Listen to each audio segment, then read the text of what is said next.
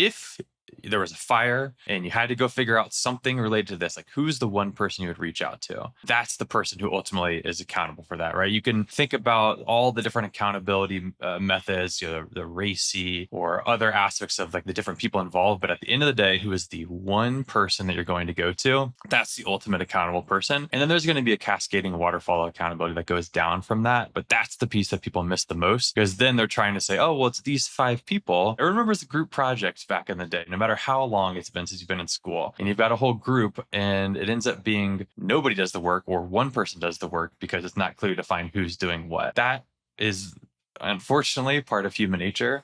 That's going to bleed into your key initiatives if it's not clearly defined. And it's got to be clearly defined, or else you're going to have nobody do the work until the last week. And most of the things you can't just pull an all-nighter to finish a large-scale initiative at the end of the day.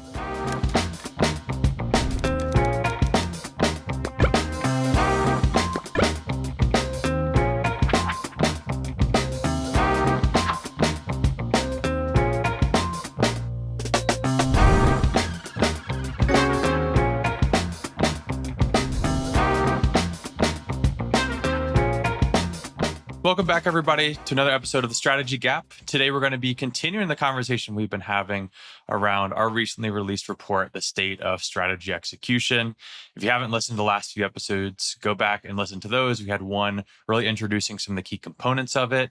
And then 2 episodes, we talked about the first key pillar of alignment and leadership. Last episode, we talked about collaboration. In today's episode, we will really be focusing on the topic of accountability. So accountability, very much a buzzword in the space of strategy and execution, or really business and organizational leadership as a whole. But today we'll be focused really on all the ins and outs of accountability, how you can get it to help your plan and plan execution, how you can think about different methods of accountability, and then also a really important piece that's often overlooked is the role that accountability plays in individuals' motivation and keeping them tied to the success of your organization. After this episode, we'll continue on the other pillars, which is progress tracking, continuous improvement, and data and technology. But of course, today we'll be focused on accountability. Before we dive in, just a reminder, if you haven't listened to those other ones yet, at least go back and listen to the one on the overview of the state of strategy execution. We'll also have links in the description to the overall report here. A lot of great information that came out of this survey through surveying leaders in the strategy space, and great conversations that we're going to continue to have that will enable you to focus more on how do we improve these principles internally in our organization. But on the accountability one, Joe, before I go into some statistics, so when you hear accountability, what's the first thing that comes to your mind within this world? And strictly in terms of planning, I mean, ultimately accountability is, if we're looking at it from a more negative perspective, it's people feeling that they're being monitored for progress, right? So I'm being held accountable for these results. Sometimes people take that to a place where it means Big Brother is watching. So that's the glass half empty. But the glass half full is that we only have so much time in the day, and we all have to divvy up the work to the people that are most inclined to do it or have the skill set to do it. And being accountable means that you're saying, I will do this by the time that I said I'm going to do it, so that we all collectively win.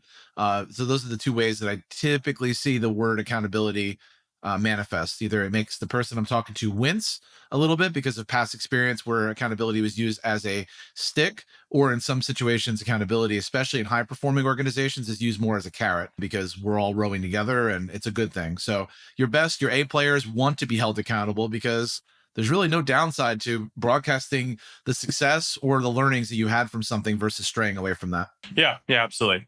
All right, we'll dive into the stats here. As we go in, one thing I'll mention is there were so many questions and stats about accountability where it made it really difficult to decide what are the ones that ended up making the cut for this report. So we'll go through some of those. Obviously, there's a lot more to it. We'll sprinkle in a lot of insights throughout the way. And starting with the first one here, it's honestly probably one of the most obvious stats that was in the entire report, but still important to call out. And it was really the fact that 95% of the leaders that were surveyed saw improvement in their strategic plan completion and the progress of their goals when there is clear accountability.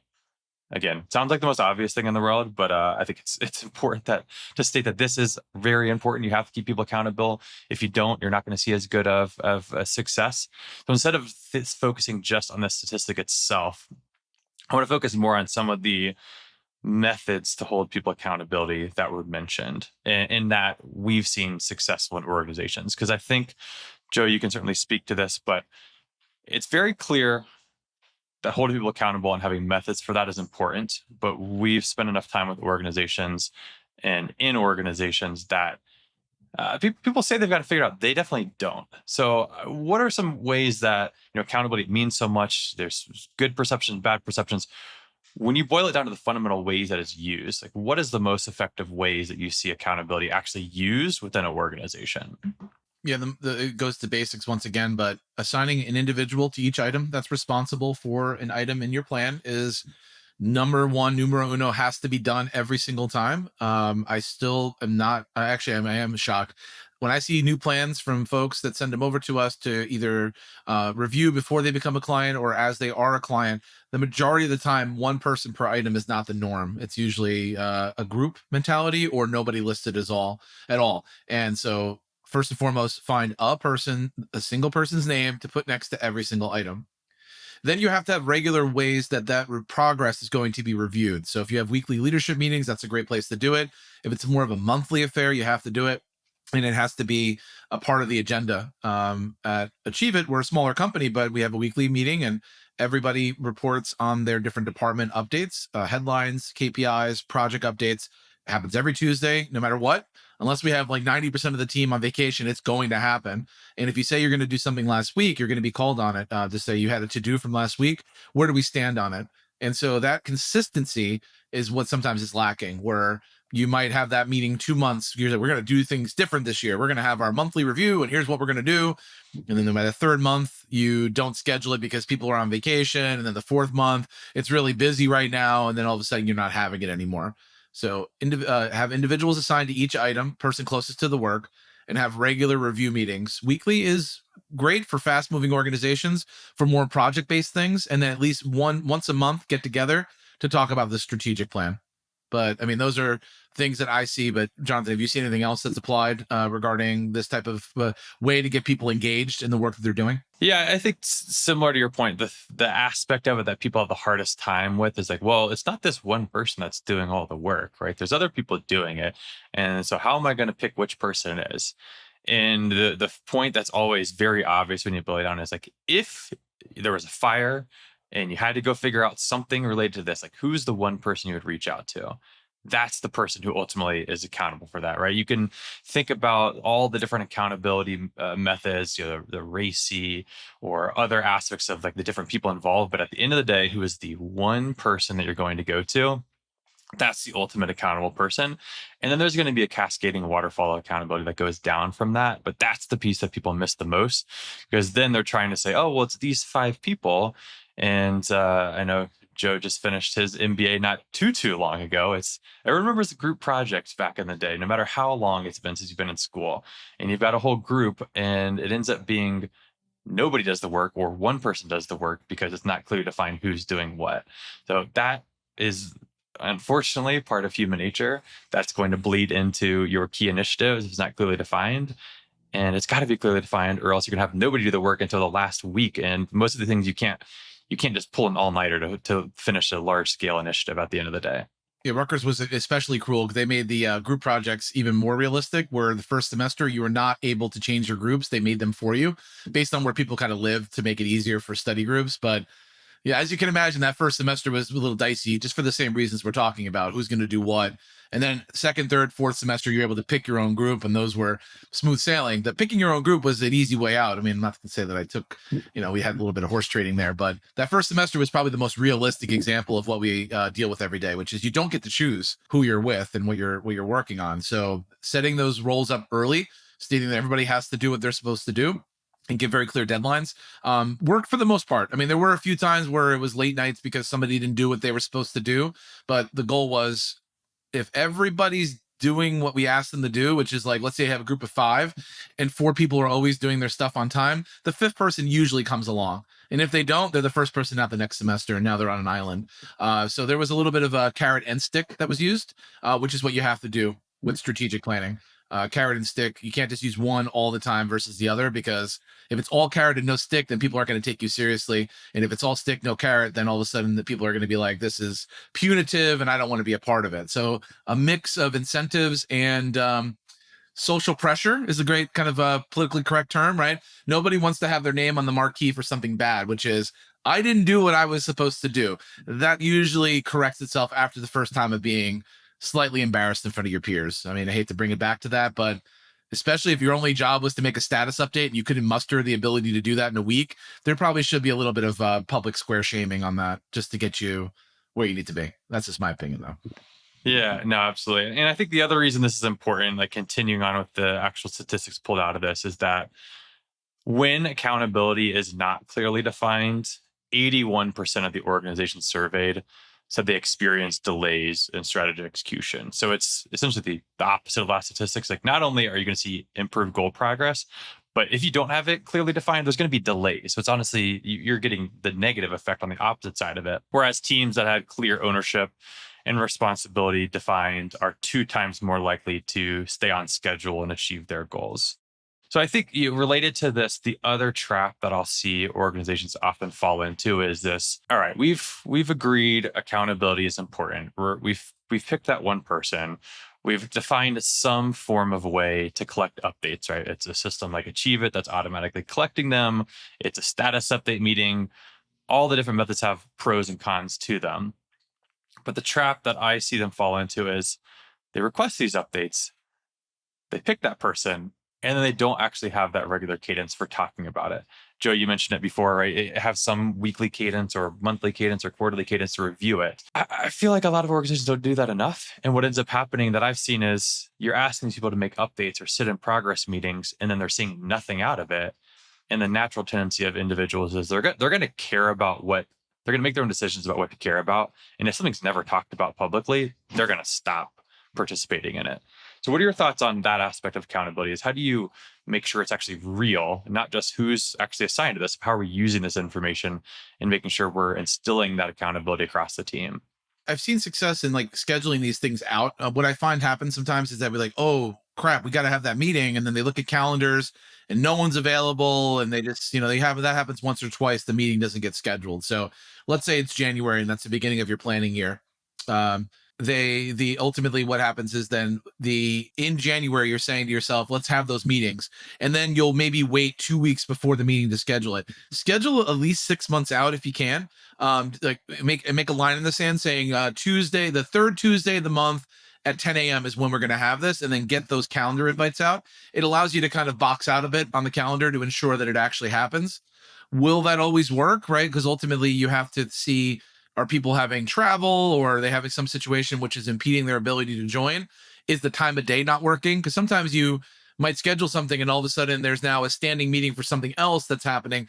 You got to get smart with it and realize that it can't be Wednesday at 10 a.m. every third Tuesday. Let's move it to the afternoon on Thursday. Find the sweet spot and then schedule that out. And do what you can to not cancel the meeting. Even if you have 2 or 3 people that are critical that can't make it, record it, send it to them. Even have them record a little video with Teams and Zoom, whatever you end up using. It's very simple to fire up a meeting where it's just you and the video, recording maybe your status update, and then have those played during the meeting. So I've seen that be done to great effect as well, but avoid canceling the meeting. You do that once or twice, that meeting will never be rescheduled again. So that is where things that's basically what I've seen work. But Jonathan, have you seen anything else in terms of making sure that the meeting actually happens? Because that's the biggest issue. It's just making the space.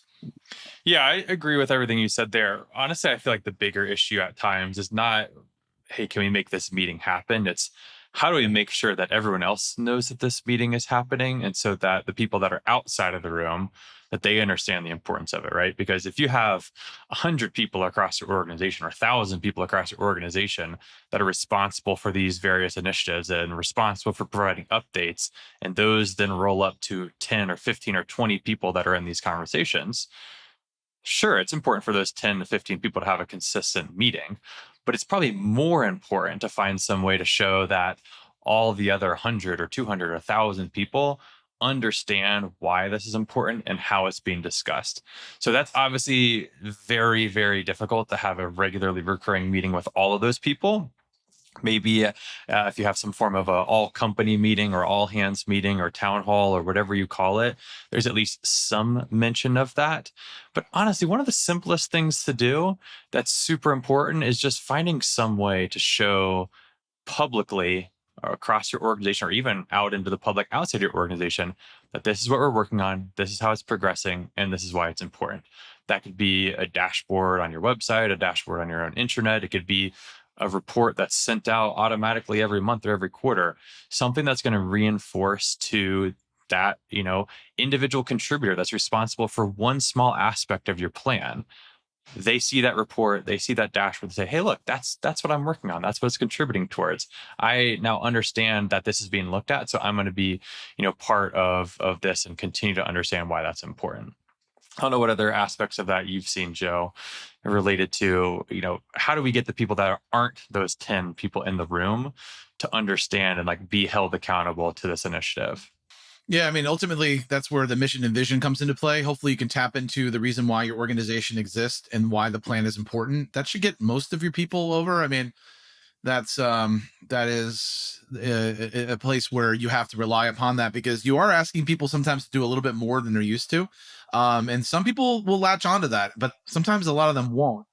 We mentioned this before on the podcast, but the idea of organizational development, there's a lot of bell curves that exist, and the one that always struck me from the perspective of how to like win hearts and minds. If you think about the standard distribution, the right tail, the top 10%, no matter what you ask them to do, they're going to do it. You probably know who they are. The people that are like, yep, I'll do that. I'll change the way I work. I'll make my updates. I'm ready. They're always like Johnny on the spot. Your future leaders or current leaders. And on the far left tail, you have people that no matter what you ask them to do, they hate it. They won't do it. They're stamping their feet. The middle 80%, though, can be swayed by either 10%, and who's getting the attention from the people they perceive that are in leadership, right? So if you're spending all your time trying to pull somebody along that doesn't want to make their updates versus taking that same time and lauding the person who's making the updates and putting them on a pedestal and things of that nature, that would, time is better spent putting people on a pedestal, saying this is what we expect and be more like them. And the other 80% will come along. And to be perfectly blunt, the bottom 10%, the one that won't do anything, there's other options for them as well, which might be outside the organization if they just simply can't get with the program, because you can't have that 10% detracting from the greater good. Yeah, I think the reason that aspect's extremely important, and again, I hate to always go back to the stats, but the reason for this conversation is that 90% of employees felt they're more empowered and motivated when their work, their expectation, and accountability measures in place. So it's not just the bell curve that Joe talked about, but it's those that actually understand that accountability, it's often thought about in the negative way, but the positive aspect of it is that if someone can really feel motivated, empowered, and connected to these aspects of the plan that they're responsible for, they're going to be more motivated. They're going to produce better output. And to Joe's point, if you can focus on those 10% that are really going to be motivated, they'll pull up the other 80%, or at least those people will look like, hey, I want to be more like that person and not like this guy over here that's complaining about everything.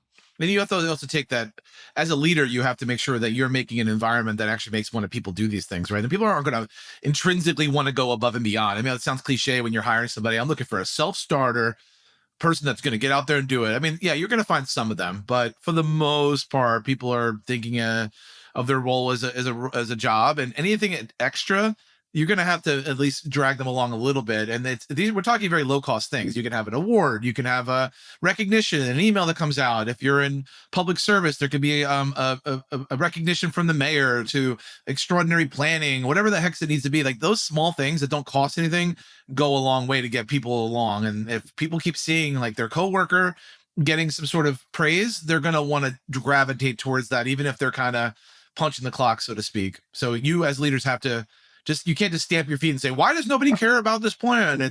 You have to create an environment that they want to, because most of the time they'll tell you, it's not that I don't care about the plan, it's that I have a day job. And that for me is the most important thing. What you're asking me to do, I deem as extra.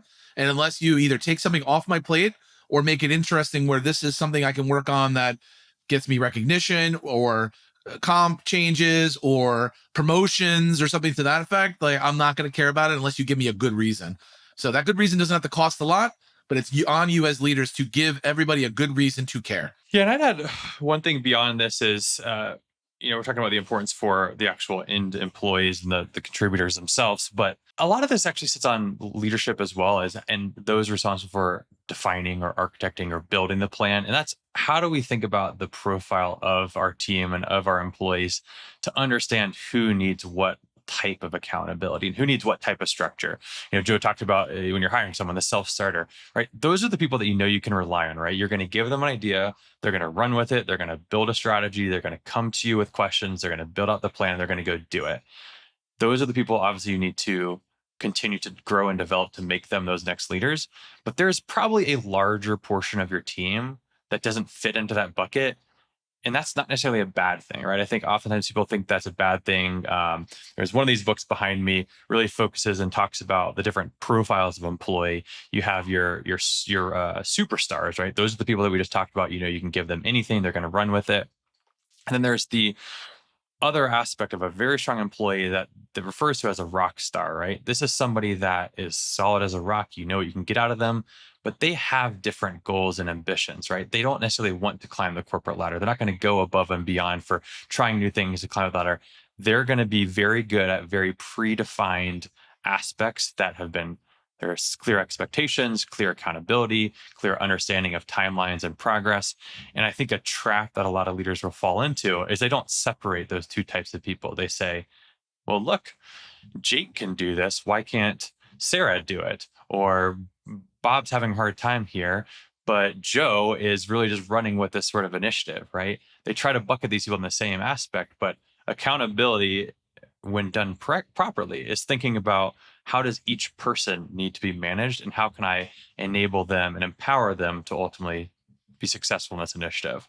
So I know we hadn't really talked about this in the context of accountability before, Joe, but how do you think about like a leadership role in defining the right type of accountability for the teams? Yeah, I lived this. My first job out of college was with a large pharmaceutical company, top five, based in New Jersey, which most of them seem to be. Dream job. And for the most part, you always kind of had to start in the sales role because that was like UPS, very similarly, like the CEO used to deliver packages. Like they want to make sure you kind of learn the business as you go. So in the good old days before me, the 90s, when it was the heyday, it was like if you spent more than 2 years in that role, you were looked at like, what are you doing? You should be in headquarters. You should be a manager. And that kind of then held over into the 2000s when I joined, where things got a little bit more austere, I'd say. You couldn't do as much in terms of working with clients. You had to be much more by the book, which is all I knew. And they still had the same mentality, like, why won't you go into headquarters? Why don't you become a manager? But there weren't as many opportunities. So it was this weird, like, holdover mentality that you were something wrong with you if you wanted to just continue this job. For people that maybe have been in that role before, you were on the road in your local territory in your own car. You never had to go to an office. You made your own schedule. It was very kind of a nice kind of way to be able to work. And some people enjoyed that so much, they wanted to retire in that role. So it took them about 5 years after all this to finally then carve out a path for those people to feel fulfilled and have progression, where there was different leveling for that role, where they could make substantially more money. There's ways to do sort of leadership within the local territory versus going into headquarters because people didn't want to move. And it really increased retention and overall output because those people were then felt like they were not less than, that they really made a conscious choice to do what they wanted to do, and they were rewarded for it if they were good at it. So a good kind of tangible example of what Jonathan was mentioning, it was like one of the smartest moves they made in a very kind of uncertain time, where it settled the troops, and people that wanted to go up the ladder, by all means, here's your path. And for those that love your job and want to do this to the best of your ability until you retire, here's your path. It basically didn't cost them anything to do, and it made everybody happy. So there you go. Yeah, and I think it's honestly probably more important of a conversation for today's world than ever, when you've essentially got almost five different generations in the workforce, and all of them have like different aspects that really come into play with this particular topic. Joe and I are both elder millennials, so right, we fall into that millennial stereotype at times, which was beat up on 5, 10 years ago, I think now is largely accepted. But Listen, we I've only grew been up. through like 7 world events that would define a generation. I've only been through like 7 of them at this point, being born in '84. But yes, resiliency is sometimes overlooked from the millennials. I'd say it's been an interesting road. Right, but I mean, we grew up in a world without technology and then adopted technology, and so we have that like understanding of what things are like before instant gratification, and then with the aspect of instant gratification, and with all the technological changes, and the perception is that millennials want this instant gratification of kind of continuing to move forward and like wanting to progress their careers. And you've got that right, but then you've still got boomers in the workforce and Gen X, and now we've got Gen Y and Gen Z. All of those have very different personality types when it comes to how do I hold this person accountable, and also what do they care about for progressing their career. It's an interesting time. I'm fortunate within my team. I don't have someone across all 5 of those generations, but I'm sure there are people that are listening that do, or at least 4 of them, or them themselves are as a part of that. So I don't know. What are your thoughts on? I don't want to get too deep into the millennial conversation here, but what are your thoughts on thinking about accountability from different generations and how to leverage that? Yeah, I'm old enough to remember having no cell phone, right? So that was cell phones came when I was in 7th grade, and you adapt. But yeah, ultimately, you just have to figure out what makes everyone motivated in their own way, and you can't have a one size fits all approach to your teams, especially if there's multi generations that are there. So you just have to realize that you're not going to make everyone happy. That's not a possibility sometimes. If your goal coming into a role is that every 6 months you're seeing progression, most companies don't have that. Unless you're working at a really early stage startup where maybe there's 3 people and you strike it rich and you have a product that has product market fit, all of a sudden all these new roles appear, then yeah, maybe. But your average role, I mean, for the most part, even if you look at an investment bank, some of the most high paying jobs on the planet Earth, they have like 5 levels of analyst and then 5 levels of VP and then director. It's still the only industry that a director is lower than a VP, right? But you have to climb the ladder about let's just call it 12 rungs before you're a managing director. That's the top of the pyramid, right? And in those roles, even if you're the best analyst possible, every 2 to 3 years is your window to get to the next rung. They work you hard. They really just make sure that that's their mentality. But nobody comes into it year 1 saying, look at the great work I did. I need to be an analyst too. It just doesn't happen. So setting expectations first and foremost, saying here's what you can expect working here. If there's a new division that opens, yeah, there's a possibility there, but that's probably less likely. Organically, we're going to grow, and as that happens, we try to hire from within, and if so, you might be in running for that. But every 6 months, a promotion, new money, whatever it is, this is not something that is realistic. So having that expectation set during the interview process leads to hopefully less tears when they come on board, thinking that that's the norm. And especially in today's environment where looking at, are we in a recession? Are we already in one? Are we out of one? What's going on? It's even harder for those employees to say, like, just hold on and be patient, just because every business is kind of holding their breath and waiting to see what the next shoe is to drop. That makes it very difficult for employees right now. So you, as the employer or the leader, have to probably do a better job during one-on-ones, just being frank, not being disrespectful, but being frank about what the macroeconomic and microeconomic conditions are and what that's leading to from a decision perspective. People just want to feel that they're being thought of, and that's all we can do sometimes as leaders. Yeah, and I think the aspect that's important is there's really 2 ways to think about holding different generations, different types of profiles accountable. There's how do I interact with this person one-on-one? So, for example, I know the individuals on my team. I know what drives them, what makes them scared, what different techniques from an accountability standpoint will work better or worse with each one of them. As a leader, you can't think about that across the entire organization, right? You can't say, all right, we have 1,000 employees. Here's all 1,000. This is the way I need to deal with each one of them. That's never going to work. So you have to then make sure before you make these key decisions, what are the impacts that this could have for the different types of individuals throughout our organization, right?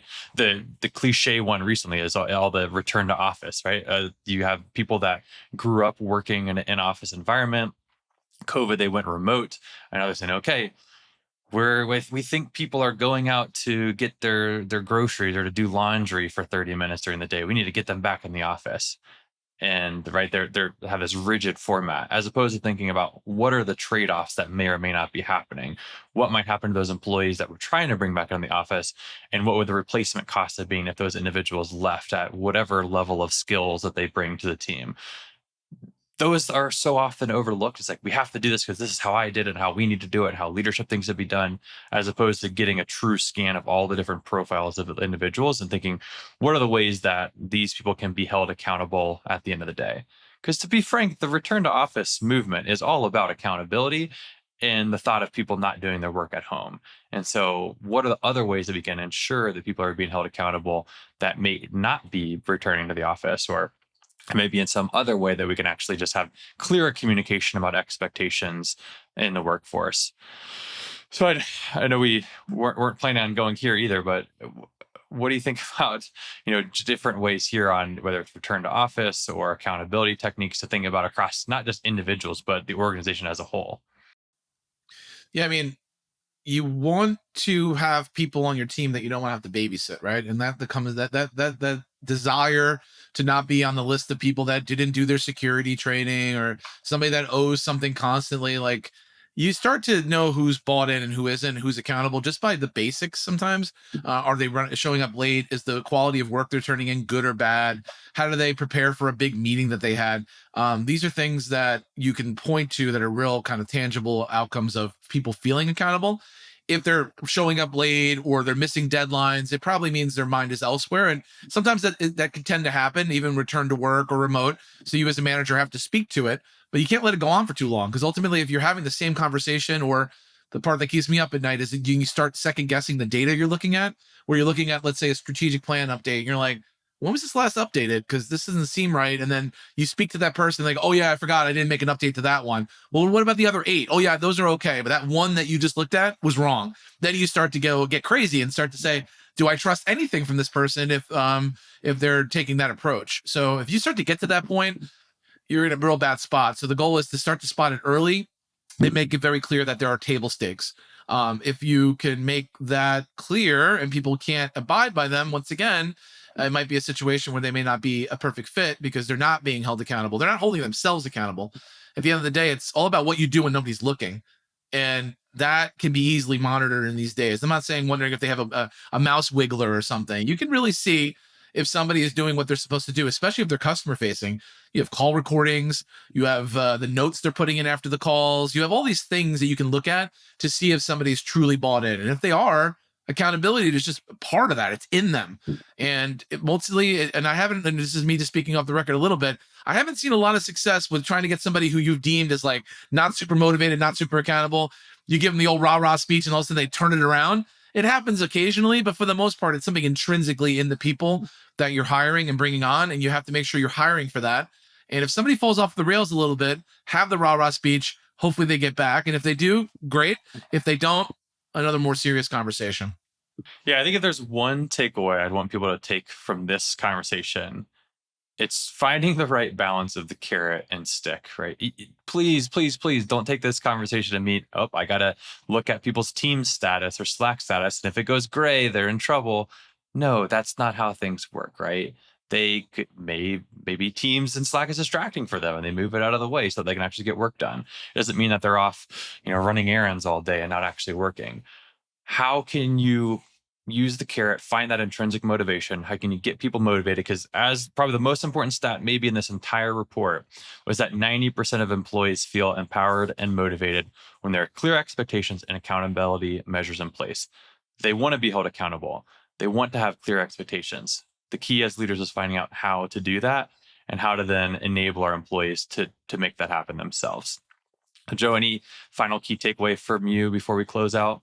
No, ultimately, this is something that either somebody has it or they don't. And the people in your life that are accountable, and you sometimes gravitate to them. They're the people that are on time. When you say you're gonna have dinner at 8, they show up at 8, right? They're gonna call this person that said something up and it's done. Like, those are the people that we gravitate sometimes into our personal life, and we should gravitate to them in our professional life. And accountability, we talk about it from a strategic planning perspective. It's pretty clear. Like, I'm gonna do this project, but then there's trickle down effects from that as well. Are you on time? Is the quality of work high? And if If it is, then you need to hold on to that person with dear life, really make sure they're happy. And if they're not, then there is the other opportunity. So give everybody a chance. It is strange times. I feel like we've been saying that for 41 years, but strange times. So people need a little extra. Give them the opportunity to do it, but also don't give them unlimited rope to the point where they're you questioning what they're doing and you worrying about gray Slack bubbles or Teams bubbles. Like when you get to that point, it's probably too far gone. So let's do our best as leaders to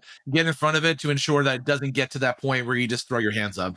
We owe it to them, and replacement costs are real. Finding new people, getting somebody off the street that you think will be a better fit, all those are gambles. It's sometimes easier to try to get the person you have to do what they're supposed to do with the proper coaching. So accountability is something we talk about every day, and I really enjoyed this podcast, Jonathan. This is a topic we could talk about for 3 days if we had to. Yeah, absolutely. Well, thank you, Joe. We'll be back in a couple of weeks to talk about progress tracking. And thanks again for listening, everybody.